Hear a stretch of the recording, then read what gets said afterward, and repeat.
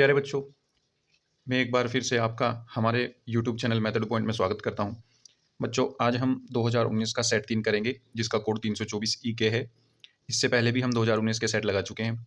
और बच्चे यकीन मानिए, ये 2019, 2020, 2022 और 23 इनके जो पेपर्स हैं, ये आपके इम्पोर्टेंट हैं। इनके अलावा भी अगर आप कोई पेपर बाकी कर रहे हैं, वो इतने इम्पोर्टेंट नहीं है जितनी प्रीवियस ईयर के पेपर इम्पोर्टेंट हैं। ठीक है ना बच्चों? लेकिन मैं देख रहा हूँ कि बच्चे जो हैं, बाहर से मॉडल पेपर जो हैं वो ज़्यादा प्रेफ़र कर रहे हैं इनके, है ना? सिवाय इनके, जो ये पेपर हैं आपके प्रीवियस ईयर, इनको आप लोग कम कर रहे हैं, बाकी ज़्यादा पेपर कर रहे हैं। मॉडल पेपर जो कोई भी किसी भी पैटर्न का बना रहा है ना? आप उनको कम प्रेफ़र करके इनको ज़्यादा प्रेफ़र करें, ठीक है ना? क्योंकि ये इम्पोर्टेंट क्वेश्चन्स हैं और यही इन्हीं में से पेपर आएगा और इन्हीं से रिलेटेड पेपर आएगा। जैसे ये हैं, अगर बिल्कुल सेम ना आए तो इनसे रिलेटेड आएँगे, है ना? लेकिन मोस्टली क्वेश्चन आपको सेम भी मिल जाएँगे, ठीक है ना? आएँगे इन्हीं में से ही, ठीक है ना बच्चों? तो आपको ये तो बिल्कुल पहले करने ही है, पहले नंबर पे आपको यही करने हैं। उसके बाद जितने भी मॉडल पेपर जब आपके पास टाइम बचेगा, इनको करने के बाद उसमें आप जितने मर्ज़ी मॉडल पेपर लगाइए, ठीक है ना बच्चों? तो चलिए शुरू करते हैं। अगर चैनल को आपने अब तक सब्सक्राइब नहीं किया है, तो चैनल को सब्सक्राइब कर लीजिए, क्योंकि हम आपके लिए ऐसी हेल्पफुल वीडियो लाते रहेंगे, ठीक है ना बच्चों? आपके पेपर भी नज़दीक हैं इसलिए, ठीक है? चलिए शुरू करते हैं। देखिए बच्चों, फर्स्ट क्वेश्चन आपका क्या कहता है? पहला क्वेश्चन, पहले का कह रहा है कि कोट इनवर्स 4/3 बराबर एक्स है आपका, है ना? कोट इनवर्स 4/3 बराबर एक्स है। तो यहाँ से आपको कोस टू एक्स का मान निकालना है, ठीक है ना? तो कोस टू एक्स का फॉर्मूला आपको पता ही है। कोस टू एक्स का फॉर्मूले कई सारे फॉर्मूले हैं, तीन से ज़्यादा फॉर्मूले हैं। आपको या तो कोस टू एक्स इक्वल्स टू क्या होता है? देखिए, 2 कोस स्क्वायर एक्स माइनस 1, ये वाला भी होता है। एक ये भी होता है 1 minus 2 sine square X, 1 minus 2 sine square X, ठीक है ना? एक और होता है cos square X minus sine square X, एक tan square X, tan X में होता है। तो इन्हीं से वैल्यू निकल जाएगी ये तो। तो cos टू x का आप इन दोनों में से कोई सा भी फॉर्मूला लीजिए। अगर ये वाला लेंगे तो इसमें cos x की जरूरत पड़ेगी। तो आपको यहाँ से सिर्फ cos x निकालना है किसी भी तरह करके। तो देखिए, सबसे आसान तरीका क्या है? कोट को इधर ले गए तो क्या हुआ? 4/3 बराबर क्या आ गया आपका? कोट x आ गया, ठीक है ना? जैसे ही आपका ये आया तो सबसे पहले आप क्या कीजिए, बस एक समकोण त्रिभुज बना लीजिए, ठीक है ना? समकोण त्रिभुज आपने बना लिया। कोट x जो होता है वो होता है टेन एक्स का उल्टा। अब टेन एक्स होता है लंब बटे आधार, तो ये आधार बटे लंब हो जाएगा, ठीक है ना? तो ये क्या हो जाएगा? आधार बटे लंब, यानी ये आपका आधार हो गया 4, अगर ये x है तो ये 4 हो गया, और ये लंब हो गया। इसका लंब कौन सा है? लंब है आपका, सॉरी, ये तो आधार हो गया, हाँ ये लंब हो गया। तो आधार बटे लंब ये हो गया। आपको कर्ण निकालना है। कर्ण क्या होगा? अंडर रूट 4 का स्क्वायर प्लस 3 का स्क्वायर, 16 प्लस 9 25, 25 25 का आ जाएगा बाहर 5, यानी आपका कर्ण क्या आ गया? 5 आ गया। अब आपको क्या निकालना है? बस या तो कोस एक्स निकाल लीजिए या साइन एक्स निकाल लीजिए। तो हम कोस एक्स निकाल लेंगे। कोस एक्स क्या होता है? आधार बटे कर्ण। ये तो आपको पता ही होगा, लाल काका, है ना? लाल काका यानी लंबू आम लाया कहो कब ऐसा है। आप इसको ऐसे भी याद कर सकते हैं या किसी भी तरीके से आप इसको याद रख सकते हैं। साइन कोस टेन, साइन का मतलब लंब बटे कर्ण, कोस आधार बटे कर्ण, और टेन लंब बटे आधार, ऐसे करके याद रखना होता है, ठीक है ना? तो साइन कोस, कोस होता है आधार बटे कर्ण, तो आधार बटे कर्ण रख दीजिए। आधार क्या है आपका? 4, कर्ण क्या है? 5, तो ये आ जाएगा आपका 4/5। कोस एक्स की वैल्यू आ गई। अब देखिए, कोस टू एक्स इजीली आपका हो जाएगा। कोस टू एक्स क्या होता है? 2 कोस स्क्वायर एक्स माइनस 1। तो यहाँ पे रखिए 2 और 4/5 का स्क्वायर रख दीजिए, माइनस 1 रख दीजिए, ठीक है ना? कितना हो जाएगा? 2 गुना 4 चौक 16, 16/25 और ये माइनस 1। अब देखिए 16 दूनी 32 और 25 यहाँ पे चला जाएगा, तो कितना आ जाएगा? ये आ जाएगा तुम्हारा 16 दूनी 32 माइनस 25/25, ठीक है ना? तो कितना हो जाएगा? ओवरऑल आपका ये आ जाएगा 32 माइनस 25, कितने बचे? 5 और 2 7, 7/25 आपका आंसर आ जाएगा, ठीक है ना बच्चों? बहुत आसान क्वेश्चन है, इजीली आप हो जाएगा और जल्दी जल्दी आप इसको कर लेंगे, ठीक है ना? नेक्स्ट क्वेश्चन पर चलते हैं, ख क्वेश्चन पर। देखिए बच्चों, ख क्वेश्चन जो है ये असमीका का क्वेश्चन है। वैसे तो ये आसान है, 1 नंबर का है, लेकिन असमीका का ये 2019 का पेपर है, तब आपके सिलेबस में असमीका का चैप्टर था। लेकिन अब वो यहाँ से हट करके वो 11th क्लास में चला गया, ठीक है ना? तो अब ये आपके सिलेबस में वैसे तो है नहीं, लेकिन फिर भी अगर आप इसको देखना चाहो तो ये इतना सा ईज़ी सा है, थोड़ा-सा वक़्त लगेगा, लो मैं करके बता देता हूँ। बस इक्वेशन की तरह सोल्व करो इसको, 5x इधर आ गया, -5 इधर चला गया, तो 3 माइनस 5x माइनस 2x, 5 उधर चला गया, 5 माइनस 3 ये बचा 2 प्लस का, और यहाँ से -2 से डिवाइड करेंगे तो ये साइन चेंज हो जाता है, x greater than equal to कितना आ जाएगा? -1 आ जाएगा, ठीक है ना? x greater than equal to -1। इसका मतलब आपका जो सॉल्यूशन आ जाएगा, हल आ जाएगा, वो क्या आएगा? x बिलोंग्स टू -1 से लेकर के इन्फिनिटी तक। बस ये आपका आंसर हो जाएगा, ठीक है ना बच्चों? नेक्स्ट क्वेश्चन पर चलते हैं, गया क्वेश्चन पर। कह रहा है e की पावर cos x स्क्वायर, इसका अवकल गुणांक आपको निकालना है। सिंपल है, अगर आपको अवकल गुणांक निकालना है तो d/dx लगा दीजिए। ई की पावर एक्स का तो ई की पावर एक्स ही रहेगा, यानी ई की power cos x square. Cos x square का दोबारा करना पड़ेगा, D by D x of cos x square, ठीक है? अब देखिए, ये जुगा तुम ई की power cos x square into cos x square का होता है साइन एक्स स्क्वायर माइनस में, तो ये हो गया माइनस के साइन एक्स स्क्वायर। अब एक्स स्क्वायर का दोबारा करना पड़ेगा, एक्स स्क्वायर का क्या हो गया? 2x हो गया, ठीक है? तो यहाँ से आप इसको क्या लिख सकते हैं? माइनस के 2x ई की power cos x square into sine x square, ठीक है बच्चों, ये आपका हो जाएगा आंसर। उम्मीद करता हूँ आप समझ गए होंगे, बहुत आसान क्वेश्चन है ये भी। चलिए आगे चलते हैं अगले क्वेश्चन पर। देखिए बच्चों ये सिंपल है बहुत ज़्यादा, कोटि और घात बतानी है इसकी, है ना।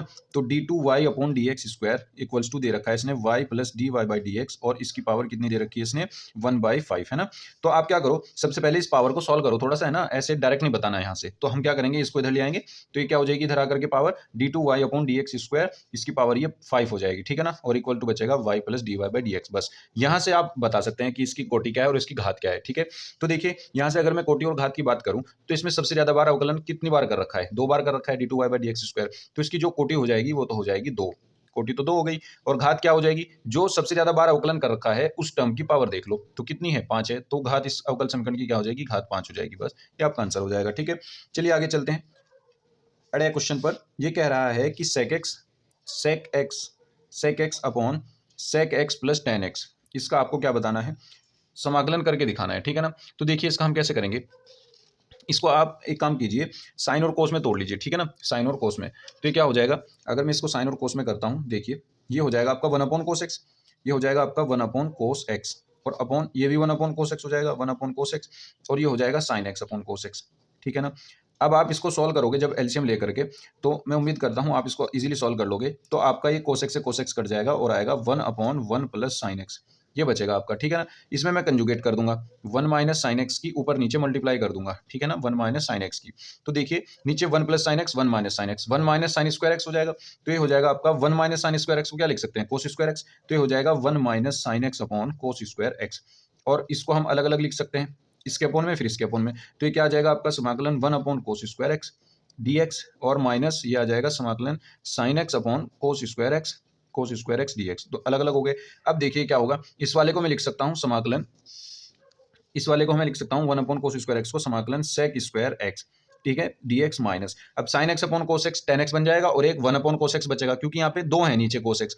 एक बार कोस एक्स तो अकेला रख लो, एक बार साइन के अपॉन में दे दो, तो जब अकेला रखोगे तो 1 अपॉन कोस एक्स क्या हो जाएगा, सेक एक्स हो जाएगा, और जब साइन के अपॉन में एक कोस एक्स दोगे वो tan x हो जाएगा, ठीक है ना, और dx आ जाएगा। अब इसका सिंपल इजी सा हो जाएगा एकदम। सेक स्क्वायर एक्स का क्या होता है समाकलन, tan x होता है, ये tan x लिख दिया, minus sec x into tan x का क्या होता है, सेक एक्स होता है, तो सेक एक्स लिख दिया, प्लस c कर दिया, ये आपका आंसर हो जाएगा, ठीक है ना बच्चों। उम्मीद करता हूँ आप समझ गए होंगे। चलिए नेक्स्ट क्वेश्चन पर चलते हैं।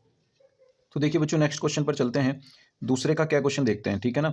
ये कह रहा है कि ए वेक्टर आपके पास है I cap plus 3 J cap minus 5 K cap, ठीक है, और बी वेक्टर आपके पास 5 I cap minus J cap और माइनस 3 के कैप है। कह रहा है कि A plus B dot A minus B निकालो। तो हम पहले तो ए प्लस बी फाइंड करते हैं, ठीक है ना। ए प्लस बी क्या होगा, इनको जोड़ देंगे, तो आई प्लस 5 आई 6 आई हो गए, 3 जे माइनस जे जोड़ रहे हैं तो जू का तू लग जाएगा, तो 3 जे माइनस जे 2 जे हो जाएगा, और -5 -3 माइनस के 8 के हो जाएगा, ठीक है। ये तो हो गया ए प्लस बी। इसी तरह ए माइनस बी निकालते हैं, ए माइनस बी इसमें से ये घटाएंगे तो आई माइनस 5 आई कितने हो जाएंगे, माइनस के 4 आई, 3 जे माइनस माइनस प्लस जे, तो ये हो जाएंगे 4 जे, और -5 प्लस 3 -2 के, ठीक है ना। अब हम क्या करेंगे, इनका डॉट प्रोडक्ट निकाल देंगे, ठीक है ना, इनका क्या करेंगे, डॉट प्रोडक्ट निकाल देंगे, ठीक है ना। डॉट प्रोडक्ट क्या होगा, देखिए A plus B dot A minus B, इनका डॉट प्रोडक्ट हम निकाल दे रहे हैं, यानी ए प्लस बी है आपका 6 आई कैप प्लस 2 जे कैप माइनस 8 के कैप, इसका डॉट प्रोडक्ट किसके साथ, -4 आई कैप और +4 जे कैप और -2 के कैप, ठीक है। अब देखिए आई के साथ डॉट प्रोडक्ट 1 होती है, आई की जे के साथ भी 0 हो जाएगी, आई की के साथ भी 0 हो जाएगी, तो आई डॉट आई जब 1 होगा तो इसके मल्टीप्लाई की भी तो गुना होगी ना, तो 6 गुना -4 माइनस के 6 चौक 24 आ गया, ठीक है। इसी तरह जे डॉट जे 1 हो जाएगा, 4 दूनी 8 ही आ जाएगा, फिर इसी तरह के डॉट के 1 हो जाएगा, माइनस माइनस प्लस 8 दूनी कितना हो जाएगा, 16 हो जाएगा, ठीक है ना। 8 दूनी 16 प्लस के 16 आ जाएगा, 16 और 8 कितने होते हैं, 24 होते हैं, तो 24 माइनस 24 0 हो जाएगा, ठीक है ना बच्चों। ये आंसर हो जाएगा आपका, बहुत आसान है। चलिए आगे चलते हैं ख क्वेश्चन पर। ख क्वेश्चन क्या कहता है, देखिए d Y by D x equals to 1 plus x square upon 1 plus y square, इसको हल करना है, ठीक है ना। इसको हम कैसे हल करेंगे, देखिए हमारे पास ये ऐसा क्वेश्चन है कि हम इसको वेरिएबल सेपरेबल के थ्रू कर सकते हैं, है ना, यानी चर पृथकीकरण। तो हम क्या करेंगे, इसको y के पास, इसको x के पास ले जाएंगे, 1 प्लस वाई स्क्वायर इंटू ये हो जाएगा dy, और 1 प्लस एक्स स्क्वायर इंटू ये हो जाएगा आपका dx इधर चला गया, दोनों ओर का समाकलन कर दीजिए।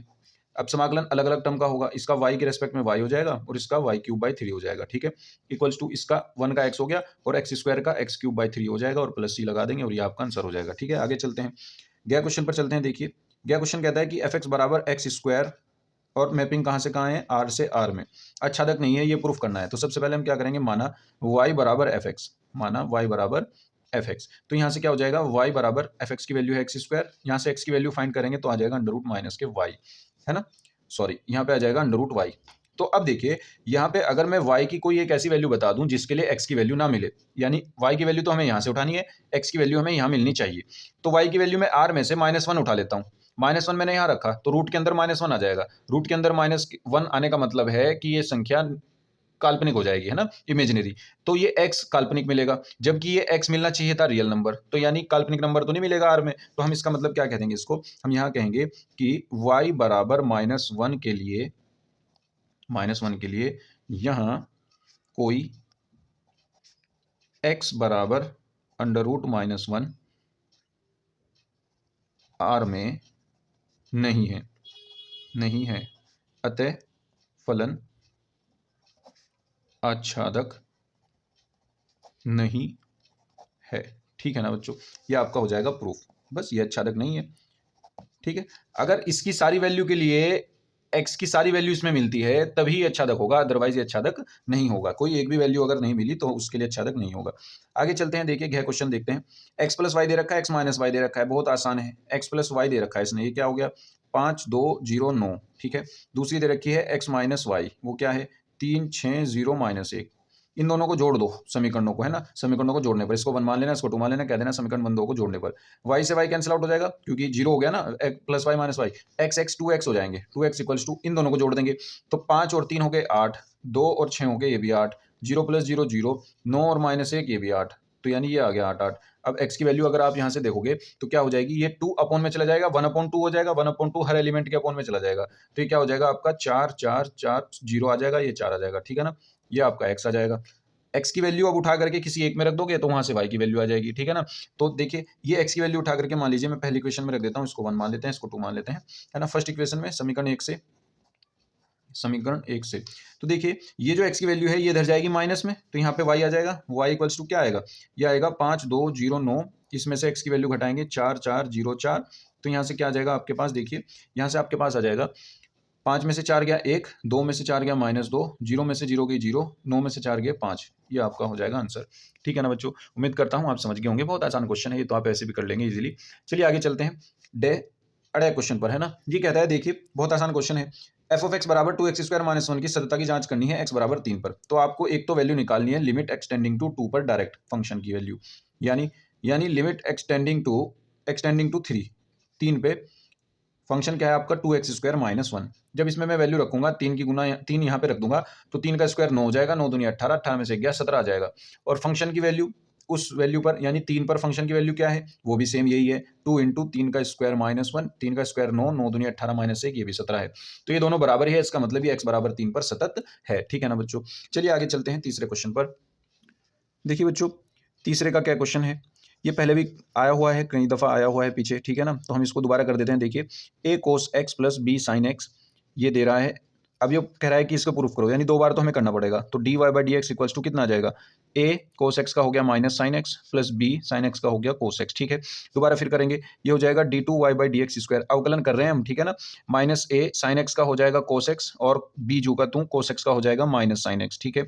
अब यहाँ से देखिए माइनस कॉमन ले सकता हूँ, तो माइनस कॉमन लेकर के क्या बना a cos x plus b sin x, तो यहाँ से क्या हो जाएगा, ये जो a cos x b sin x है ये आपका देखिए यही तो है ना, तो हम यहाँ पे अगर इसको 1 मान लें और इसकी जगह y रख दें यहाँ से, तो ये हो जाएगा -y, यहाँ पे लिख देंगे समीकरण 1 से, समीकरण 1 से, ठीक है ना, तो देखिए अब क्या होगा, ये y इधर चला जाएगा इसके पास d2y by D x square के, तो ये हो जाएगा आपका d2y by D x square plus y equals to 0, और यही आपको प्रूफ करना था, ठीक है ना, ये आपका हो जाएगा प्रूफ। देखिए बच्चों ठीक है ना, चलिए नेक्स्ट क्वेश्चन पर चलते हैं, ये क्वेश्चन आपके सिलेबस में अब नहीं है, इसको हम नहीं करेंगे, चलिए नेक्स्ट क्वेश्चन पर चलते हैं। देखिए बच्चों नेक्स्ट क्वेश्चन, गया क्वेश्चन ये भी सिलेबस में नहीं है, गया क्वेश्चन भी सिलेबस में नहीं है, ठीक है ना, इसकी तो पूरी एक्सरसाइज कर चुकी है, ठीक है, ये भी आपके सिलेबस में नहीं है, ये भी आपके सिलेबस में नहीं है, तो चलते हैं फोर्थ के क्या क्वेश्चन पर। फोर्थ का क्या क्वेश्चन, देखिए कह रहा है कि इसका व्युत्क्रम निकालना है, बहुत आसान है, ए जो है आपके पास कोई मैट्रिक्स है 1 2 2 -1, सबसे पहले आप क्या क्या कीजिए, इसका सारणिक निकालिए, इसका सारणिक क्या आएगा, -1 -4 -5 आएगा, माइनस क्या आ जाएगा इसका सारणिक आ जाएगा आपके पास माइनस के 5, माइनस 1 और माइनस के 2 दूनी 4, माइनस के 5 ही आएगा। और माइनस के 5 जो है नॉट इक्वल्स टू 0 है, यानी हम इसका सारणिक इसका हम व्युत्क्रम निकाल सकते हैं, ठीक है ना। तो सबसे पहले हमें क्या बनाना पड़ेगा, एडजॉइंट ए बनाना पड़ेगा। एडजॉइंट ए क्या होता है, एडजॉइंट ए जो होता है वो होता है सह खंडों से बने आव्यूह का व्युत्क्रम आव्यूह। सह खंडों से जो आव्यूह बनेगा वो हम यहाँ बना लेते हैं और उसका ट्रांसपोज मैट्रिक्स लेंगे, ठीक है ना। तो देखिए कैसे बनता है सह खंड से बना आव्यूह। एक का सह खंड क्या होगा, इसके सामने वाला, ये क्या हो जाएगा -1, और इसका सेकंड जो होगा वो इसके सामने वाला, लेकिन अपोजिट साइन में। ये वाला और ये वाला इनके सेकंड होंगे अपोजिट साइन में, ठीक है ना। तो इसके सामने वाला 2 है तो इसका सेकंड हो गया -2, इसके सामने वाला 2 है इसका भी -2, तो इसके सामने वाला क्या है 1 तो इसका हो जाएगा 1, ठीक है ना। सेकंड ये आ गए। अब इसके ट्रांसपोज मैट्रिक्स भी यही बन जाएगी, -1 -2 और 1, क्योंकि ऐसी मैट्रिक्स है, इसका ट्रांसपोज भी यही है, ठीक है ना। जब हम रो को कॉलम बना देते हैं, इस रो को इस कॉलम बना देंगे तो ये ट्रांसपोज बन जाएगी। अब देखिए हम क्या करते हैं, अब हमें निकालना है ए इनवर्स। ए इनवर्स क्या होता है, 1 अपॉन सारणिक ए और इंटू एडजॉइंट ए, है ना, इंटू एडजॉइंट ए। तो यहाँ से क्या होगा देखिए, ये आ जाएगा 1 अपॉन -5 और ये आ जाएगा -1 -2 1। यहाँ से हम जब इसकी मल्टीप्लाई अंदर करेंगे तो ये हो जाएगा 1/5, ये आ जाएगा 2/5, ये भी आ जाएगा 2/5, ये आ जाएगा -1/5। ये आपका इनवर्स आ जाएगा, ठीक है ना बच्चों। उम्मीद करता हूँ आप समझ गए होंगे। चलिए चलते हैं ख क्वेश्चन पर। बच्चों ख क्वेश्चन क्या कहता है, देखिए y बराबर x की पावर x cos x है, ठीक है। इसका हमें dy बाई dx निकालना है। तो जब भी फंक्शन की पावर फंक्शन आ जाए वहाँ हमें लॉग लेना पड़ता है। तो log y इक्वल्स टू यहाँ पे आ जाएगा log x की पावर x cos x, ठीक है। अब देखिए log m की पावर ये पूरा n है तो ये आगे आ जाएगा n, तो क्या हो जाएगा log y इक्वल्स टू ये हो जाएगा x cos x, ये तो आगे आ गया और इंटू में आ गया log x, ठीक है ना। अब देखिए आपके पास दो फंक्शन हो गए, वैसे तो 3 हो गए हैं, x cos x log x, लेकिन आपको किन्हीं दो को एक फंक्शन मानना पड़ेगा, ठीक है ना। तो देखिए जब हम डिफरेंशिएशन करते हैं 1/y dy बाई dx, इसका तो ये आ जाएगा। अब यहाँ से हम क्या करेंगे, यहाँ से हम इसको फर्स्ट और इसको सेकंड मान करके करेंगे। देखिए first function as it is यानी x cos x जू का तू, log x का 1/x plus second function as it is log x जू का तू। अब फर्स्ट फंक्शन का डिफरेंशिएशन करेंगे इस पूरे का। जब इसका डिफरेंशिएशन करेंगे देखिए इसमें फिर से प्रोडक्ट रूल लगेगा, यानी श्रृंखला नियम, है ना, गुना वाला। इसमें भी दो फंक्शन का लगा देंगे, पहला जू का तू, दूसरे का डिफरेंशिएशन, प्लस दूसरा जू का तू, कोस एक्स जू का तू, और एक्स का 1 आ जाएगा, ठीक है ना। ये हो गया आपका एक्स से एक्स कैंसिल आउट हो जाएगा, वाई की वैल्यू इधर चली जाएगी, ये क्या हो जाएगा d Y by D x equals to, y की वैल्यू कितनी है एक्स की पावर एक्स कोस एक्स, ये यहाँ पे रख दीजिए, और यहाँ पे आएगा ये वाला कोस एक्स। अब देखिए जब मैं इसकी मल्टीप्लाई करूंगा अंदर, ये माइनस के है X sine X log X, X sine X log X और plus cos X log X, cos X log X, ये आपका हो जाएगा आंसर, ठीक है ना बच्चों। चलिए नेक्स्ट क्वेश्चन पर चलते हैं। नेक्स्ट क्वेश्चन गया क्वेश्चन है, ये कह रहा है कि बिंदु इतने इतने को मिलाने वाली रेखा पर उस बिंदु के निर्देशांक ज्ञात कीजिए जो उस रेखा को 2:3 के अनुपात में अंत विभाजित करते हैं, ठीक है ना। तो हम क्या मान लेते हैं, माना वो बिंदु आपका कोई है आर बिंदु, हम उसको आर मान लेते हैं, और ये दो बिंदु हम इनको पी और क्यू मान लेंगे, ठीक है ना। माना बिंदु पी, बिंदु पी, ये तो बिंदु पी है 2 5 2 -5 1 तथा क्यू 1 4 और -6 को बिंदु आर, आर मान लेते हैं कोई बिंदु आर, किस अनुपात में विभाजित करता है, 2:3 में विभाजित करता है, 2:3 के अनुपात में विभाजित करता है ना, हमने ये मान लिया। तब देखिए अगर मैं इसका एक ओपी वेक्टर बनाना चाहूँ, ओपी सदिश, तो वो क्या होगा, वो हो जाएगा आपका 2i कैप -5 j कैप और प्लस k कैप, ठीक है। इसी तरह मैं OQ बनाना चाहूँ, OQ वेक्टर, वो क्या बन जाएगा i cap +4 j cap -6 k cap, ठीक है। यहाँ से अब अगर OP और OQ को मिलाने जो बिंदु R है वो 2:3 के अनुपात में विभाजित करता है, तो उसके निर्देशांक मान लेते हैं, माना R के निर्देशांक, माना R के निर्देशांक, ठीक है। R के निर्देशांक क्या होंगे, उसके R के जो निर्देशांक होंगे वो होंगे आपके MOQ plus NOP upon M plus N, ठीक है। इसके निर्देशांक जो भी बनेंगे वो उसके निर्देशांक होंगे, ठीक है ना। तब क्या होगा देखिए, हम इसको रखते हैं, M की वैल्यू हमारे पास 2 है, N की वैल्यू हमारे पास 3 है, तो ये आ जाएगा 2 गुना OQ पूरा ये आ जाएगा i cap +4 j cap -6 k cap और प्लस N की वैल्यू 3 और OP जो है पूरा ये है 2i कैप -5 j कैप और प्लस k कैप, और अपॉन में आ जाएगा M प्लस N यानी 2 + 3। तो ये ओवरऑल कितने हो गए, 2i + 3 दूनी 6i, तो 6i 2i कितने हो गए 8i, 4 दूनी 8j और माइनस के 5 दिया 15, 8j माइनस के 15 कितने बच गए, माइनस के 7 बच गए, -7j, तो 6 दूनी 12 -12 प्लस के 3 -9, तो माइनस के 9 के कैप बच गए, और अपॉन में कितना हो गया, 3 और 2 5 आ गया, ठीक है ना, ये आ गया आपके। अब असल में जो इसके निर्देशांक होंगे देखिए, अगर मैं इसको अलग अलग लिख दूं तो ये हो जाएगा 8/5 आई कैप माइनस 7/5 जे कैप और माइनस 9/5 के कैप, ठीक है ना। तब आर के तब बिंदु आर के निर्देशांक, बिंदु आर के निर्देशांक निर्देशांक क्या हो जाएंगे आपके, ये हो जाएंगे 8/5 माइनस के 7/5 माइनस के 9/5, ठीक है ना, ये हो जाएगा आपका आंसर। ठीक है बच्चों, चलिए चलते हैं नेक्स्ट क्वेश्चन पर। देखिए बच्चों, नेक्स्ट क्वेश्चन आपका है फोर्थ का गृह क्वेश्चन। कह रहा है कि पी ऑफ ए जो है आपके पास वो दे रखा है उसने 1/2, और पी ऑफ बी जो है वो दे रखा है उसने 1/3, और P of A union B जो है वो आपके पास है 2/3। तो क्या घटनाएं ए तथा बी स्वतंत्र हैं, वो ये पूछ रहा है। स्वतंत्र घटनाएं की क्या कंडीशन होती है कि अगर P of A intersection B बराबर P of A into P of B आ जाए, P of A into P of B आ जाए, तो इसका मतलब ए और बी जो है वो क्या है, स्वतंत्र घटनाएं हैं, ठीक है ना। स्वतंत्र घटनाएं हैं ए और बी, स्वतंत्र घटनाएं ए और बी अगर हैं तो ये कंडीशन होती है।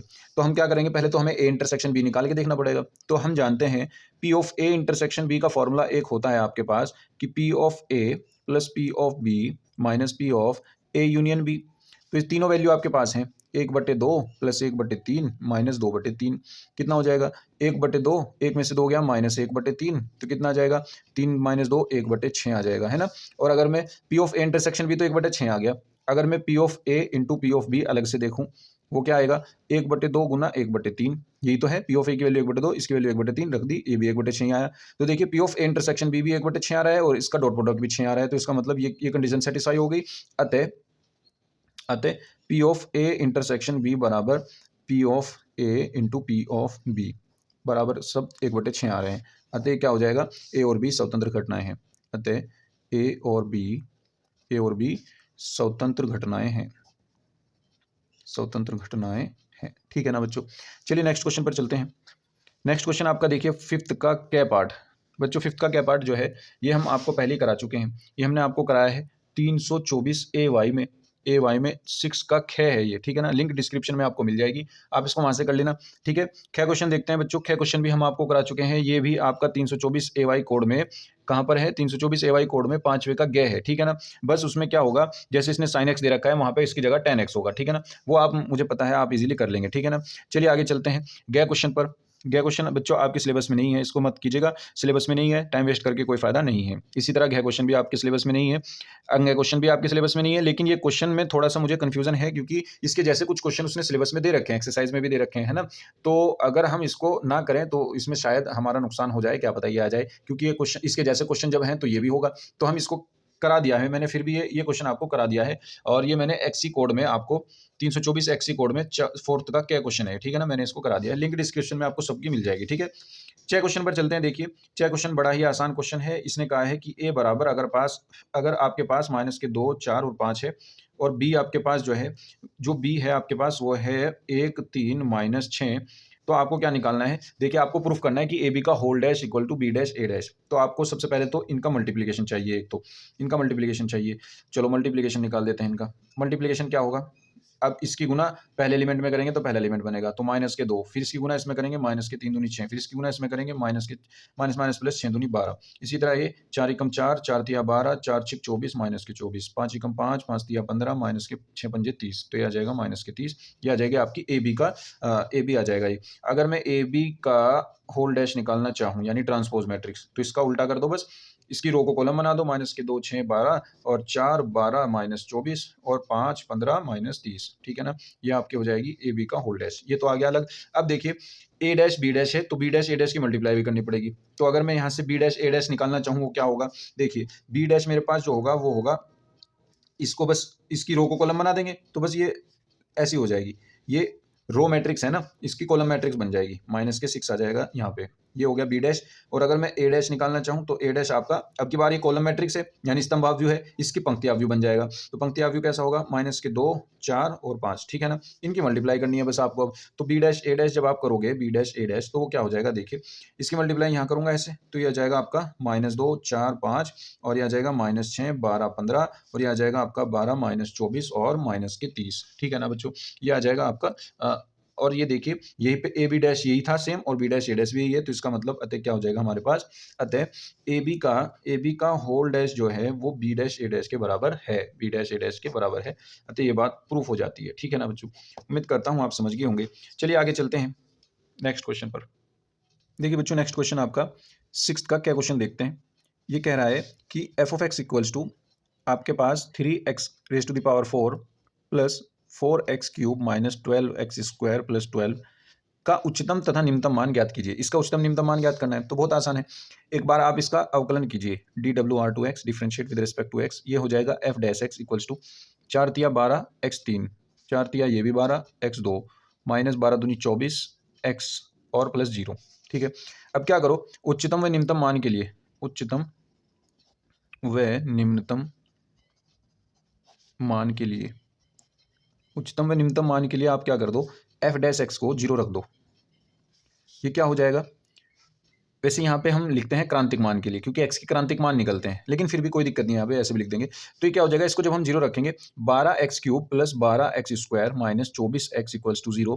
यहाँ से जब मैं 12x कॉमन ले लूंगा तो यहाँ से क्या बचेगा, देखिए ये बचेगा x स्क्वायर, यहाँ पे बचेगा आपका पास प्लस x, यहाँ पे बचेगा माइनस के 2। ठीक है ना, इक्वल्स टू 0। इसके फैक्टराइजेशन आप करेंगे तो ये आ जाएगा आपका 12 0 में चला गया, x को यहीं पे रखेंगे तो ये आ जाएगा आपका x माइनस 1 और इसके साथ x माइनस 1 के साथ x प्लस 2 है ना, x माइनस 1 और x प्लस 2 इक्वल्स टू 0। ठीक है ना, अब देखिए यहाँ से बारी बारी अगर मैं 0 रखता हूँ तो x की वैल्यू 0 आ गई, x की वैल्यू 1 आ गई, x की वैल्यू 2 आ गई, माइनस के 2। ठीक है, 3 वैल्यू आपके पास आई, इन 3 वैल्यू पे बस आप फंक्शन की वैल्यू अलग अलग चेक कर लो। ठीक है ना, f ऑफ 0 निकाल लो जो कि आपके पास आएगा 12, f ऑफ 1 निकाल लो यानी आपके पास आएगा 7 और f ऑफ माइनस 2 निकाल लो, ये आएगा आपके पास माइनस के 20। तो इनमें देख लो उच्चतम कौन सा है, निम्नतम कौन सा है। उच्चतम तो ये है, तो ये ही फलन का उच्चतम मान हो जाएगा, उच्चतम मान है ना, और जो निम्नतम है वो निम्नतम हो जाएगा, ये निम्नतम दिख रहा है तो ये निम्नतम मान हो जाएगा। ठीक है ना बच्चों, ये इजीली आपका हो जाएगा आंसर। चलिए आगे चलते हैं नेक्स्ट क्वेश्चन पर। बच्चों ख क्वेश्चन देखते हैं। ख क्वेश्चन आपका क्या है, ये कह रहा है, देखिए ख क्वेश्चन देखिए, निम्न व्यवरोधों के अंतर्गत z बराबर 8x प्लस 7y, जो उद्देश्य फलन है वो है आपका 8x प्लस 7y, इसका अधिकतम मान आपको ज्ञात करना है। ठीक है ना, इन इक्वेशन देखिए कितनी सारी हैं, 1 2 3 4, 4 इन इक्वेशन है, बल्कि ये भी काउंट होती हैं। ठीक है ना, तो देखिए यहाँ पर इनको हम समीकरण रूप में लिख लेते हैं। ठीक है ना, असमीकाय लिख लिए पहले, चलो असमीकाय लिख लेते हैं। x less than equal to 20 आ गई एक तो, और एक आ गई y less than equal to 40, इनको मैं एक बना लेता हूँ दोनों को। ठीक है ना, इनको मैं काउंट नहीं करूंगा। और x plus Y less than equal to 45 और 3x plus Y less than equal to 66 और एक x greater than equal to 0 और y greater than equal to 0। ठीक है ना, ये इतनी सारी इक्वेशन दे रखी है इसने। इन इक्वेशन देखो ये तो बहुत सिंपल है, इसको और इसको तो लेने की जरूरत नहीं है, समीकरण रूप में लिख लो पहले तो, है ना। समीकरण रूप में लिखने पर, समीकरण रूप में लिखने पर, समीकरण रूप में लिखने पर तो देखिए इनको जब समीकरण रूप में लिखेंगे तो x बराबर 20 हो जाएगा, ये y बराबर 40 हो जाएगा, और इनके अलावा ये जो हो जाएगी, ये हो जाएगी x plus Y equals to 45, इसको मैं बना दूंगा इक्वेशन नंबर फर्स्ट। और 3x प्लस वाई जो हो जाएगी वो हो जाएगी आपकी 66, यानी ये हो जाएगी समीकरण नंबर 2। अब इसके अकॉर्डिंग जो टेबल बनेगी, मैं हर क्वेश्चन में बनाता हूँ, ठीक है ना, जैसा कि, तो इसके अकॉर्डिंग जो बनेगी टेबल देखिए, x की वैल्यू 0 रखेंगे तो y की वैल्यू 45 मिलेगी, y की वैल्यू 0 रखोगे तो x की वैल्यू 45 मिलेगी। और इसके अकॉर्डिंग जो आपके पास टेबल बनेगी, आप इनको सॉल्व करके भी दिखाओगे। ठीक है ना, एक्स वाई को एक एक बार 0 रख करके दिखाना। ठीक है, तो इसके अकॉर्डिंग जो आपकी टेबल बनेगी, एक्स की वैल्यू 0 रखोगे तो वाई की वैल्यू कितनी आ जाएगी, 60 आ जाएगी, और वाई की वैल्यू 0 रखोगे तो एक्स की वैल्यू कितनी आ जाएगी, 22 आ जाएगी। ठीक है ना, कितनी आ जाएगी, 22 नहीं आएगी, ये आ जाएगी 3 दूनी 6, 20 आ जाएगी। ठीक है ना, 20 आ जाएगी, हाँ ये 20 आ जाएगी। ठीक है ना, अब देखिए आगे चलते हैं, ये 60 है कि 66 है, ये हम एक बार देख लेते हैं, है ना। ये 66 है ना, 66 है, तो ये 66 का मतलब ये 66 है, तो ये 22 आ जाएगी, ये हो जाएगी 22। तो देखिए बच्चों, अब हम इसको ड्रॉ करेंगे। ठीक है ना, ग्राफ पे ड्रॉ करेंगे इसको। देखिए ग्राफ में कैसे बनता है, मान लीजिए ये हमारी वाई एक्सिस है और मान लीजिए ये हमारी एक्स एक्सिस है, ये हमारी क्या हो जाएगी, एक्स एक्सिस हो गई। ठीक है, अब हम 20-20 के डिफरेंस पे पॉइंट ले लेते हैं, क्योंकि ये 45 है, 60 है, 22 है ना, 20-20 के डिफरेंस पे ले लेते हैं। 20 40 60 80, 20 40 60 80। ठीक है ना, अब देखिए पहला 0 45 और 45 0, ये 2 पॉइंट हमें लेने हैं। 0 45 कहाँ मिलेगा, 20 40 40 और 60 के बीच में आता है 50, 50 और 40 के बीच में आता है 45, यानी ये बैठेगा यहाँ, यानी 20-40 से हल्का सा आगे। इसी तरह 20-40 से हल्का सा आगे हमने यहाँ पे ले लिया और इन दोनों को हमने मिला दिया, ठीक है ना, इन दोनों को हमने मिला दिया और ये बन गया आपकी पहली इक्वेशन, यानी पहली समीकरण की लाइन हमने ड्रॉ कर दी, ठीक है ना। अब दूसरी लाइन देखते हैं। ये यहाँ पे 20 है, ये 40 है और ये 60 है और ये 80 है। इसी तरीके से ये 20 है, ये 40 है, ये 60 है, ये 80 है, ठीक है। अब देखिए आगे दूसरी लाइन देखते हैं। 0-60 से लेकर के 0-60 कौन सा है, ये रहा, और 22-0 तक। 22-0 कहाँ है, 20 से हल्का सा आगे होगा, मैं यहाँ पे ले लेता हूँ बहुत हल्का सा आगे, ठीक है ना। इन दोनों को मिला देंगे, यानी ये आपका यहाँ से जा करके ऐसे चला जाएगा इससे, ठीक है ना। ये आपकी दूसरी इक्वेशन बन गई, ठीक है ना, दूसरी इक्वेशन। अब देखिए दो इक्वेशन और रह रही है हमारे पास, एक तो x बराबर 20 और एक x बराबर 40। तो x बराबर 20 तो x बराबर 20 पे यहाँ पे बनेगी, ये जो आपकी 20 है ना, इस पे सीधी लाइन खींच दो बस, ये x बराबर 20 बन गई। इसी तरह x बराबर 40 पे सीधी लाइन खींच दो यहाँ पे, ये x बराबर 40 बन गई, ठीक है ना। तो ये दोनों आपने बना दी। अब देखिए x बराबर ये हो गई 20 और ये हो गई x बराबर 40। अब ये देखना है हमें कि शेड कौन सा रीजन करें, शेड कौन सा रीजन करें। तो देखिए x less than equal to 20, यानी x 20 से छोटा है। 20 से छोटे तो x की वैल्यू इधर होंगी सारी, इधर तो 20 से बड़ी होंगी, है ना। तो इसका तो ड्रॉ होगा इधर। x 40 से, y जो है वो 40 से छोटा है, ये y बराबर 40 है, ये x बराबर 40 है कि y बराबर 40 है वो मैं देख लेता हूँ। ये y less than equal to 40 है, ये y लेस देन टू 40 है, तो ये यहाँ पर गलत आ गई लाइन, ये लाइन यहाँ पर नहीं आएगी, ठीक है ना। y बराबर 40 का मतलब है ये ऐसे जाएगी लाइन, है ना, ये लाइन ऐसे जाएगी, ठीक है। इसको हमें ऐसे ड्रॉ करना पड़ेगा, y less than equal to 40 ये आ जाएगी, y बराबर 40 ये हो जाएगी, ठीक है ना बच्चों। y बराबर 40, इस लाइन को आप काट देना, सॉरी इसके लिए मैं माफी चाहता हूँ, ये गलती से बन गई, ठीक है ना। y बराबर 40 ये हो गई। अब देखिए y less than equal to 40 मतलब 40 से छोटी वैल्यू y इसकी, तो 40 से छोटी वैल्यू जो होगी y की वो इधर आएगी, नीचे की साइड। ऊपर की साइड तो बड़ी वैल्यू हो जाएंगी सारी, नीचे की साइड छोटी होंगी, ठीक है ना। तो ये छोटी वैल्यू इधर की साइड इसका ड्रॉ होगा, ठीक है ना, यानी इसके नीचे और इसके इधर। अब देखिए दूसरी जो हमारे पास इन इक्वेशन है दो, इनका देखते हैं। x plus Y less than equal to 40 और 3x plus Y less than equal to 66।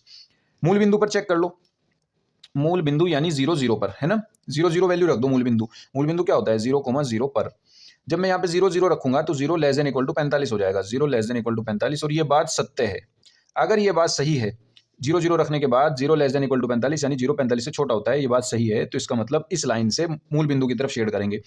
ये लाइन कौन सी थी, x plus Y less than to 45 वाली, ये वाली थी। इससे मूल बिंदु की तरफ शेड करेंगे, यानी नीचे की साइड, है ना, इससे नीचे की साइड ऐसे, तो इससे नीचे की साइड शेड होगी, ना कि ऊपर की साइड।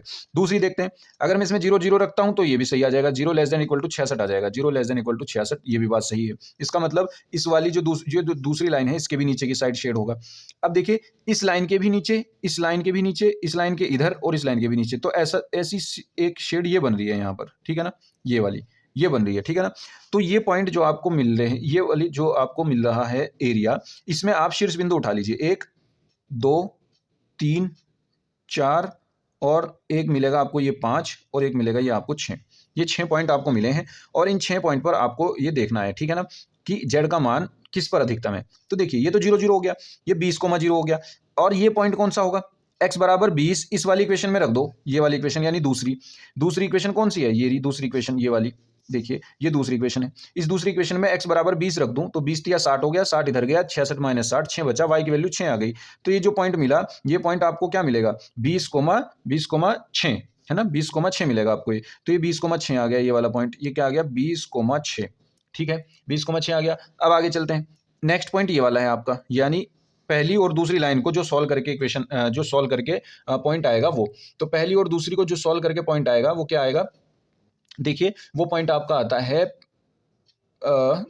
हमने ये सॉल्व कर रखा है पहले ही, x प्लस वाई 45 है और 3x प्लस वाई 66 है। हाँ, इसको सॉल्व करके आपके पास पॉइंट आएगा 10.5 और 34.5, ठीक है ना। इन दोनों को सॉल्व करके, ये दोनों को सॉल्व करके ये क्या आएगा पॉइंट आपका, मैं यहाँ पे लिख देता हूँ, ये आ जाएगा 10.5 और 34.5, ठीक है। आगे चलते हैं, नेक्स्ट पॉइंट आपका ये वाला है, ये वाला पॉइंट यानी y बराबर 40 ये वाली इक्वेशन और एक ये वाली इक्वेशन फर्स्ट इक्वेशन। तो y बराबर 40 पहली इक्वेशन में रख दो, y बराबर 40 पहली इक्वेशन में रख दो यहाँ। तो जब इधर से यहाँ पे 40 इधर जाएगा, x की वैल्यू 5 आ जाएगी। तो आपका ये पॉइंट जो आ जाएगा ये वाला पॉइंट मैं यहाँ पे लिख देता हूँ, कितना आ गया था, y की वैल्यू तो हमारे पास 40 थी, y की वैल्यू 40 थी और x की वैल्यू 5 आई थी, यानी 5,40 है ये वाला पॉइंट। ये वाला पॉइंट कितना है, ये वाला पॉइंट तो आपका, ये वाला पॉइंट तो 40 है, सिंपल दिख रहा है, ठीक है ना। तो ये वाला पॉइंट आपका 0,40 है, 0,40 ये वाला पॉइंट है, ठीक है। सारे पॉइंट मिल गए आपको, बस इनको अब आप शीर्ष बिंदु लिख करके, शीर्ष बिंदु है ना, शीर्ष बिंदु बना करके ऐसे एक टेबल बना लो। यहाँ पे जेड का मान लिख दो, जेड का मान क्या है आपका 8x प्लस 7y, ठीक है, ये रख दिया। अब आपके पास जितने भी कॉर्नर पॉइंट हैं ये वो सारे रख दीजिए यहाँ पर। पहला तो 0 0 है, ये तो रखने की जरूरत नहीं है, चलो रख दो, फिर भी है तो कॉर्नर पॉइंट ही, 0 0 हो गया। दूसरा ये वाला 20,0 20,0, तीसरा 20,6 20,6, चौथा चौथा आपका ये वाला 10.5 34.5 10.5 34.5, ठीक है। फिर पांचवा 5,40 5,40, फिर एक और मिलेगा आपका ये वाला है 0,40। बहुत सारे पॉइंट हो गए इसमें तो भाई, है ना, ठीक है, ये हो गए देखिए सारे। अब इन सारे पॉइंट पे आपको बारी बारी वैल्यू देखनी है। जब 0 0 पे देखेंगे ये जीरो तो पहली वैल्यू 0 मिलेगी, ठीक है। आगे चलते हैं, 20,0 रखेंगे, एक्स की वैल्यू 20, वाई की वैल्यू 0, तो 8 दूनी 16, ये आ जाएगा 160। अब 20,6 रखेंगे, 160 तो ये आ गया था, 7 6 42 ये आ गया, तो ये आ गया आपका 202, है ना, ये आ गया आपका 202। अब जब ये वैल्यू रखोगे आप, ये सॉल्व करके आएगी आपकी 325.5, ठीक है। आगे चलते हैं, 5,40, जब 5 इसमें रखूंगा, 8 पंजे 40 आ जाएगा, और 7 चौक 28, 280 280 40 300 280 40 320 ये आ जाएगा, ठीक है। आगे चलते हैं, 0,40 यानी 0,40, 0 यहाँ पे रखूंगा, 40 यहाँ पे रखूंगा, 7 चौक 28 यानी आ जाएगा 280, ठीक है ना। अब देखिए इनमें ये कह रहा है कि अधिकतम मान क्या होगा, तो अधिकतम मान हमें दिख रहा है कि 325.5 है, ठीक है ना बच्चों। उम्मीद करता हूं आप समझ गए होंगे। इसको आप लिख देना कि पॉइंट 10.5 और 34.5 पर अधिकतम मान दिखा रहा है, ठीक है ना। अधिकतम मान क्या है, 325.5, ये आंसर हो जाएगा, ठीक है बच्चों। उम्मीद करता हूं आप समझ गए होंगे। चलिए चलते हैं नेक्स्ट क्वेश्चन पर। देखिए बच्चों, नेक्स्ट क्वेश्चन देखते हैं। गया क्वेश्चन आपके सिलेबस में नहीं, सॉरी, गया क्वेश्चन आपके सिलेबस में है, ये हम आपको पहले ही करा चुके हैं। हमने ये आपको 324 FJ कोड में करा दिया है, ठीक है ना। इसकी लिंक मैं डिस्क्रिप्शन में दे दूंगा, आप इसको वहां से कर लेंगे, ठीक है। आगे चलते हैं नेक्स्ट क्वेश्चन पर। ये आपके सिलेबस में नहीं है, मध्यपान पर में कट चुकी है। अगले क्वेश्चन पर चलते हैं। देखिए ये कह रहा है कि दो पासे एक साथ फेंके जा रहे हैं, कम से कम एक 6 आने की प्रायिकता ज्ञात कीजिए। तो देखिए हम मान लेते हैं, माना पहले पासे पर 6 आने को हम ए से दर्शाते हैं। पहले पासे पर 6 आने को ए घटना, तथा दूसरे पर 6 आने को बी घटना से दर्शाते हैं। तो देखिए एक पहले यानी पहले पासे पर 6 आने की प्रायिकता क्या होगी, 1/6 होगी, और पहले पासे पर 6 ना आने की प्रायिकता क्या होगी, 1 माइनस पी ऑफ ए, यानी 1 माइनस 1/6 यानी 5/6, ठीक है ना। इसी तरह दूसरे पासे पर 6 आने की प्रायिकता वो भी 1/6, और दूसरे पासे पर 6 ना आने की प्रायिकता वो भी 5/6, 1 माइनस 1/6, ठीक है ना। अब देखिए हमें क्या निकालना है कि दोनों पासे एक साथ फेंके जा रहे हैं, तो दोनों पे कम से कम एक बार 6 आने की प्रायिकता हो, कम से कम एक बार हो, ज्यादा से ज्यादा कितने भी बार आ सकते हैं, यानी मतलब उस पे एक पे तो 6 आए, है ना। इसकी प्रायिकता निकालनी है, तो हम क्या निकालते हैं, हम पहले वो निकाल देते हैं कि एक भी बार 6 ना आए, है ना, एक भी बार 6 आए ही ना, एक ही तो कंडीशन है बच्चे की वो। तो हम क्या करते हैं, पहले हम निकालते हैं कि एक भी बार 6 ना आने की प्रायिकता, एक भी बार 6 ना आने की प्रायिकता, एक भी बार 6 ना आने की प्रायिकता क्या हो जाएगी कि पहले पासे पर भी 6 ना आए यानी पी ऑफ ए बार, और दूसरे पासे पर भी 6 ना आए यानी पी ऑफ बी बार। तो कितना हो जाएगा, 5/6 गुना 5/6, तो कितना हो गया, 25/36। अब एक भी बार 6 ना आए वो हमने निकाल दिया, हमें निकालना है कि कम से कम एक बार तो 6 आ जाए। तो वो क्या होगा, कम से कम एक बार 6 आना दोनों पासे पर, कम से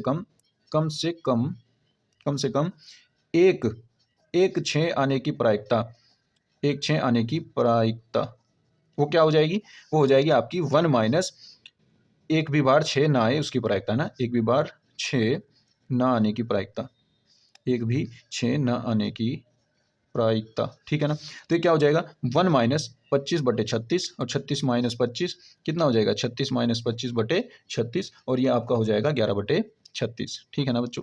ये आपका आंसर हो जाएगा। उम्मीद करता हूँ आप समझ गए होंगे। चलिए नेक्स्ट क्वेश्चन पर चलते हैं।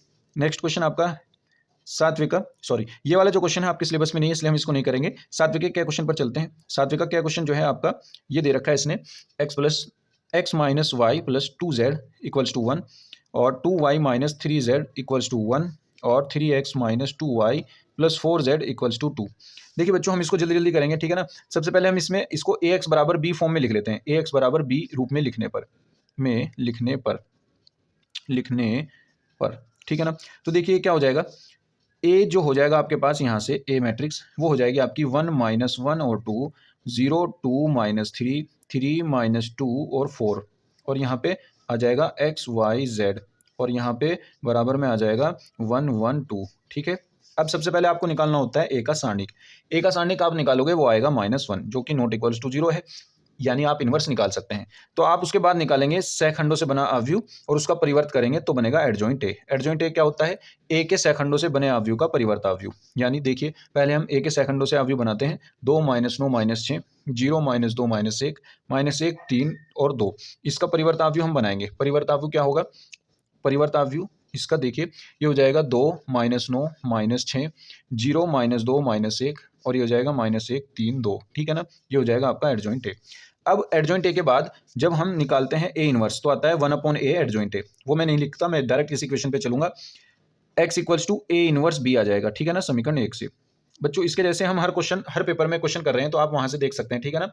इसका पूरा प्रोसेस क्या है, एक एक स्टेप क्या है वो आप देख सकते हैं। सबसे पहले सेट में चले जाइएगा AX में, वहां पे देख लीजिएगा क्वेश्चन का प्रोसेस कैसे कर रहे हैं हम, ठीक है ना। यहाँ पर हम टाइम वेस्ट नहीं करेंगे, जल्दी जल्दी करेंगे, ठीक है। एक्स की वैल्यू होती है यहाँ पे XYZ और ए इनवर्स जो होता है 1/a और एडजॉइंट ए। 1/a क्या हो जाएगा? -1। एडजॉइंट ए आपके पास क्या है? ये वाला, ये है आपका 2 0 -1 -9 -2 3 -6 -1 2 और इसके साथ बी मैट्रिक्स क्या है? 1 1 2, ठीक है। इसको सॉल्व करेंगे, जब इसको सॉल्व करेंगे तो आपके पास क्या आएगा? आपके पास आ जाएगा ये आ जाएगा 0 5 और 3, माइनस में, ये भी माइनस में, ठीक है ना। और माइनस बाहर है यहाँ पे -1, तो -1 की मल्टीप्लाई करेंगे तो ये आ जाएगा 0 5 3, ठीक है ना। अब देखिए क्या हो गया, x की वैल्यू 0 हो जाएगी, y की वैल्यू 5 हो जाएगी और z की वैल्यू 3 हो जाएगी, ठीक है। ये आपकी तीनों वैल्यू आ जाएंगी। उम्मीद करता हूँ आप समझ गए होंगे। चलिए चलते हैं नेक्स्ट क्वेश्चन पर। बच्चों 6 क्वेश्चन जो है ये आपको हम करा चुके हैं, ठीक है। पहले ये हमने आपको करा दिया है, काफ़ी दफ़ा आया हुआ है, ये बार बार आता है, इंपॉर्टेंट क्वेश्चन है, इसको कर लीजिएगा। 324 BD 9वें का क्या है ये, ठीक है ना, इसको वहाँ से आप कर लीजिए। चलते हैं 8वें के क्या पर, देखिए 8वें पर चलते हैं। देखिए बच्चों नेक्स्ट क्वेश्चन पर चलते हैं। नेक्स्ट क्वेश्चन आपका 8वें का फर्स्ट पार्ट तो आपके सिलेबस में नहीं है, ये तो एक्सरसाइज आपकी कट चुकी है सन्निकट मान वाली। सेकंड क्वेश्चन देखते हैं। सेकंड क्वेश्चन जो है ये हम आपको पहले करा चुके हैं, ये हमने आपको 324 BD कोड में कराया है, ठीक है ना। 5वें का अड़े क्वेश्चन है, वहाँ पर भी ये लिंक मैं डिस्क्रिप्शन में दे दूंगा, वहाँ से आप कर लीजिएगा इसको। चलिए आगे चलते हैं। ख का फर्स्ट पार्ट देखते हैं। ख का फर्स्ट पार्ट कह रहा है यदि एक त्रिभुज की भुजाओं के मध्य बिंदु के निर्देशांक ये हैं तो इसके शीर्षों के निर्देशांक ज्ञात कीजिए। देखिए बच्चों ये कुछ ऐसा कह रहा है कि मान लीजिए आपके पास ये त्रिभुज है और इस त्रिभुज के निर्देशांक इसने दे रखे हैं। निर्देशांक ये निकालने के लिए कह रहा है और निर्देशांकों के इसने कहा है कि उसकी भुजाओं के मध्य बिंदु दे रखे हैं इसने, एक ही मध्य बिंदु, एक ही है और एक ही है, ठीक है ना। अब मान लीजिए निर्देशांक जो है उसके वो ये हैं x1 y1 और z1। दूसरा निर्देशांक है x2 y2 z2। तीसरा है c x3 y3 z3, ठीक है। और उसके मध्य बिंदु जो है वो हम ये मान लेते हैं कि इसका मध्य बिंदु DEF है, ठीक है ना। डी हम इसको मान लेते हैं, ये डी आ गया आपका 1 5 और -1 जो इसने दे रखे हैं, ये मध्य बिंदु के निर्देशांक हैं। दूसरा दे रखा है उसने ये वाला, इसको हम मान लेते हैं, ये मान लिया हमने E और ये हो गया 0 4 और -2। और तीसरा जो है वो F हो गया और वो ले लिया हमने 2 3 4, ठीक है ना। ये दे रखे हैं उसने। अब यहाँ से हमें क्या निकालना है, इसके निर्देशांक निकालने हैं, यानी ये वाले x1 y1 z1 x2 y2 z2 x3 y3 z3 की हमें इक्वेशन नहीं वैल्यू निकालनी है, ठीक है ना। तो अगर मैं देखता हूँ सबसे पहले ए बी भुजा पे देखिए, ए बी भुजा के मध्य बिंदु ये है ना। तो हम यहाँ लिखेंगे ए बी का मध्य बिंदु, ए बी का मध्य बिंदु। मध्य बिंदु अगर मैं निकालता हूँ ए बी का तो वो क्या होगा, वो देखिए हमारे according x1 + x2 / 2, x1 + x2 / 2 ये आ जाएगा। दूसरा आ जाएगा y1 + y2 / 2 और तीसरा आ जाएगा z1 + z2 / 2, है ना, z1 + z2 / 2। ये पूरा आ गया। और हमारे इसके अकॉर्डिंग क्या है, इसके अकॉर्डिंग दे रखा है इसने 1 5 और -1 ये दिया है। हमारे अकॉर्डिंग ये है वैल्यू सारी वापिस, है ना, यानी x1 + x2 / 2, y1 + y2 / 2 और z1 + z2 +/2। देखिए अब पहला निर्देशांक पहले के बराबर हो जाएगा, दूसरा दूसरे के, तीसरा तीसरे के, क्योंकि दो निर्देशांक आपस में तभी बराबर होते हैं जब इनका पहला पहले के बराबर हो, दूसरा दूसरे के, तीसरा तीसरे के, ठीक है। तो यहाँ से क्या होगा, जब मैं इसको इसके इक्वल रखूंगा तो आ जाएगा x1 + x2 / 2 इक्वल्स टू 1 / 2 = 1। तो यहाँ से जो इक्वेशन बनी वो बनी x1 + x2 = 2, ठीक है ना। पहली इक्वेशन ये बन जाएगी। आगे चलते हैं। दूसरा आ जाएगा आपका y1 + y2 / 2 इक्वल्स टू आ जाएगा 5। तो यहाँ से जो इक्वेशन बनेगी y1 + y2 इक्वल्स टू बनेगा 10, ये बनेगी दूसरी इक्वेशन। आगे चलते हैं। तीसरा इक्वेशन तीसरा कोऑर्डिनेट देखिए ये वाला, ये हो जाएगा -1 के बराबर, यानी z1 + z2 / 2 इक्वल्स टू कितना आ जाएगा -1। यहाँ से वैल्यू आ जाएगी z1 + z2 इक्वल्स टू -2, ये बन जाएगी तीसरी इक्वेशन। 3 इक्वेशन बन गई। ऐसे ही आपको इस वाली इक्वेशन से बना लेना है, ऐसे ही आपको इससे बना लेना है, ठीक है ना। BC से लेना है, BC का मध्य बिंदु बराबर आप ऐसे इसको पहला पहला जोड़ के आधा, दूसरा दूसरा जोड़ के आधा, तीसरा तीसरा जोड़ के आधा, ऐसे करोगे, ठीक है ना। मैं इक्वेशन डायरेक्ट लिख देता हूं। आपकी जो इक्वेशन बनेगी देखिए वो इक्वेशन ये बनेगी x2 प्लस x3 बराबर 0। ये चौथी इक्वेशन बनेगी। ये मैं लिख देता हूँ BD से, है ना, BC से बनेगी, BC से ये बनेगी। और इसके साथ बनेगी आपकी equation y2 plus y3 equals to 8, पांचवी इक्वेशन। और फिर z2 plus z3 equals to -4, ये बनेगी छठी इक्वेशन, ठीक है ना। 6 इक्वेशन बन गई। इसी तरीके से आपके पास AC से बनेगी। देखिए यहाँ BC से बनी, अब AC से बनेगी, ठीक है ना। AC से कैसे बनेगी? जिस तरीके से ये बनी है दोनों, तो हम यहाँ पे लिख देंगे AC से। आप पूरा लिखना, जैसे हमने AB का लिखा है ऐसे लिखना।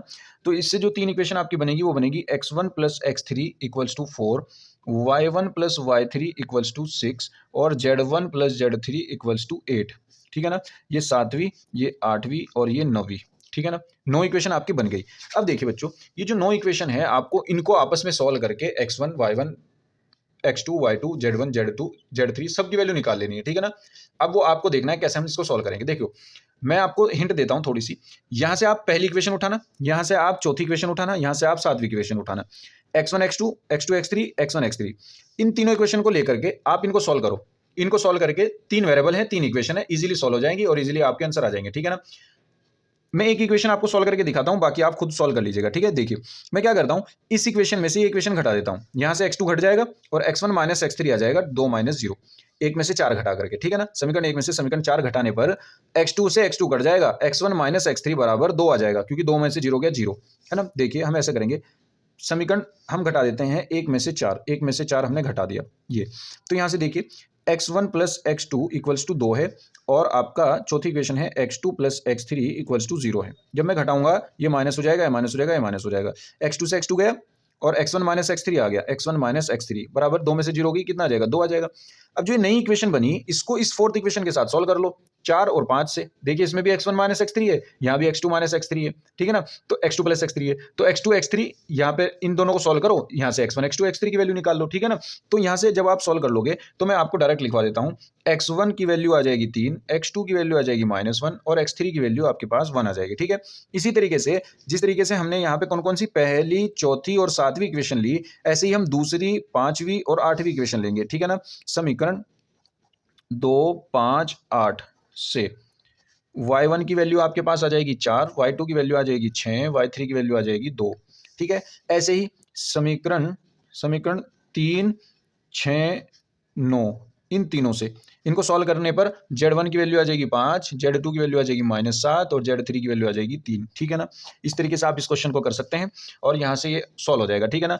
लेकिन बच्चों इस क्वेश्चन में बहुत टाइम लगेगा। अगर पेपर में ऐसा क्वेश्चन आता है तो आप कोशिश कीजिएगा कि इसके ऑप्शन वाला क्वेश्चन करें, ठीक है ना। ऐसे क्वेश्चन को करके टाइम बहुत वेस्ट होता है। क्वेश्चन आसान होता है लेकिन टाइम ज्यादा ले लेता है, जिसकी वजह से हमारा दूसरे क्वेश्चन भी छूट जाते हैं, ठीक है ना। तो जब भी ऐसे क्वेश्चन आपको दिखे तो आप कोशिश करना कि इसके ऑप्शन वाला क्वेश्चन जो भी हो वो आप सॉल्व करें, ठीक है ना। चलिए नेक्स्ट क्वेश्चन पर चलते हैं बच्चों। जो नेक्स्ट क्वेश्चन है आपका, ये ख का सेकंड पार्ट, ये आपका बर्नौली परीक्षण पर है, ठीक है ना, बर्नौली परीक्षण पर। और बर्नौली परीक्षण अब आपके सिलेबस में नहीं है, ठीक है। बर्नौली परीक्षण आपके सिलेबस में नहीं है, तो ये क्वेश्चन हम नहीं कराएंगे क्योंकि आपके सिलेबस में नहीं है, ठीक है ना। चलिए नेक्स्ट क्वेश्चन पर चलते हैं। देखिए बच्चों 9th क्वेश्चन ये कह रहा है एक खंड को कीजिए, कोई सा भी करना है आपको। तो इसका जो कै पार्ट है ये आसान क्वेश्चन है, ये इंपॉर्टेंट क्वेश्चन भी है, हमने ये आपको पहले करा भी रखे हैं, ठीक है ना। तो ये जो 9th का कै है ये हमने आपको कहाँ कराया है, 324 BA कोड में, 324 BA कोड में तीसरे का घ है, ठीक है ना। टाइम की वजह से हम ये नहीं करा रहे हैं, वीडियो बहुत लंबी हो गई है पहले ही ऑलरेडी। तो हम क्या करेंगे, नेक्स्ट क्वेश्चन करते हैं, ख क्वेश्चन। ये अब तक नहीं आया है एक भी बार और ये क्वेश्चन अच्छा है, ठीक है ना। देखिए कैसे होगा। हम क्या करते हैं, इसने कहा है कि 0 to π/2 log sin cube x और cos 4x equals to dx equals to 7π/10 दे रखा है इसने, जबकि ये गलत है, 7π/10 नहीं है, माइनस के 7π/2 है यहाँ पर, ठीक है ना। और ये है log 2, ये आपको प्रूफ करना है, ठीक है। क्वेश्चन इसमें मिस प्रिंटिंग है कुछ ना कुछ, ठीक है। बताइएगा आप, आपके पास अगर कोई दूसरा पेपर हो अनसोल्ड हो दूसरे प्रकाशन का, उसमें ये क्या है, ठीक है ना। मेरे ख्याल से ये माइनस के 7π/2 log 2 है, ठीक है ना। तो देखिए हम इसको करेंगे। सबसे पहले हम क्या कर लेते हैं, माना इसको i मान लेते हैं, ठीक है ना। i बराबर 0 to π/2 log sin cube x cos 4x dx, इसको हमने i मान लिया, ठीक है। अब देखिए क्या होगा, i तो चलता रहेगा इक्वल्स टू 0 to π/2। अगर मैं इसको कहूं कि log m इंटू n है तो log m plus log n हो जाएगा, तो ये हो जाएगा log m plus log n cos 4x, ठीक है। और dx पूरे का अलग कर दो। अब देखो बच्चों 0 to π/2 limit as it is रहेगी, ये log m की पावर n कह सकता हूं मैं, साइन क्यूब x हो या साइन x का होल क्यूब हो, एक ही बात है। तो ये होल क्यूब ही मान करके एक स्टेप और लिख देना, ये साइन x का होल क्यूब कर देना। फिर हम क्या करेंगे, n आगे आ जाएगा, यानी ये हो जाएगा 3 log sine x, 3 log sine x plus यहां से आ जाएगा 4 log cos x, ठीक है। और दोनों पे क्या है, dx है। अब देखिए क्या होगा, दोनों की लिमिट अलग अलग दे देते हैं, 0 to π/2, 3 बाहर आ गया, ये हो गया log sine x dx plus ऐसे ही 4 बाहर आ गया, लिमिट आ गई 0 to π/2, ये हो गया आपका log cos x dx, ठीक है। अब देखिए log sin x और log cos x हैं दोनों सेम ही, है ना। log sin x और log cos x सेम ही रहते हैं 0 to π/2 लिमिट में, ठीक है। अगर आप करके देखना चाहोगे तो भी करके देख लेना। मैं क्या करता हूं, इसमें परगुण 4 लगाता हूं, सिर्फ इसमें, इस वाले पार्ट में, इसको आप अलग से I1 मान करके इसमें परगुण 4 लगा देना, ये सेम रहेगा। तो हम क्या करेंगे, इसको जू का तू लिख देंगे यहाँ, 0 to π/2, ये हो जाएगा log sin x dx, log sin x dx के साथ, log sin x dx के साथ प्लस ये हो जाएगा आपका 0 to π/2, ये हो जाएगा log cos π/2 माइनस एक्स, तो साइन एक्स ही हो जाएगा, तो इसको भी हम साइन एक्स लिख सकते हैं। यहाँ पे आप लिख देना परगुण 4 लगाने से, परगुण 4 से, ठीक है ना, परगुण 4 से ये हो जाएगा। तो ये क्या हो जाएगा, देखिए ये 3 हो गए सेम है, ये 4 हो गए तो कितने हो गए 7, 0 to π/2 log sin x dx, log sin x dx, ठीक है। और ये जो 0 to π/2 log sin x dx है, ये हमने आपको 324 बीसी में एक अलग क्वेश्चन है बिल्कुल इसका, वो हमने वहां पे कराया है आपको 7वें का कै, ठीक है ना, 7वें का कै है, वहां से आप इसको कर लेना, इसको I1 मान करके चल देना यहाँ से, ठीक है ना, इसको ऐसे मान लेना I बराबर 7 I1, और यहाँ से I1 लेकर के ऐसे 0 to π/2 log sin x लेकर के चलना, और जब आप इसको सॉल्व करके ले आओगे तो आपका आ जाएगा माइनस के π/2 log 2, ठीक है। और वो वैल्यू उठा करके यहाँ पे रख देना, ये आ जाएगी I इक्वल्स टू माइनस के 7 π/2 log 2, ठीक है। ये हो जाएगा आपका प्रूफ, ठीक है ना बच्चों। उम्मीद करता हूँ आप समझ गए होंगे बच्चों, ऐसे क्वेश्चन है, इंपॉर्टेंट क्वेश्चन है, अच्छे क्वेश्चन है, अगर आप ये कर लेते हैं आपके पेपर में अच्छे नंबर आ जाएंगे। उम्मीद करता हूँ आपकी वीडियो समझ में आई होगी। कुछ भी आपको डाउट हो आप हमारी ईमेल पर कॉन्टैक्ट कर सकते हैं, इंस्टा ID है हमारी, उस पर भी कॉन्टैक्ट कर सकते हैं, या कमेंट में आप पूछ सकते हैं, ठीक है ना बच्चों। वीडियो अच्छा लगा हो तो लाइक कीजिए, अपने दोस्तों में शेयर कीजिए, चैनल को सब्सक्राइब कर लीजिए। Thank you.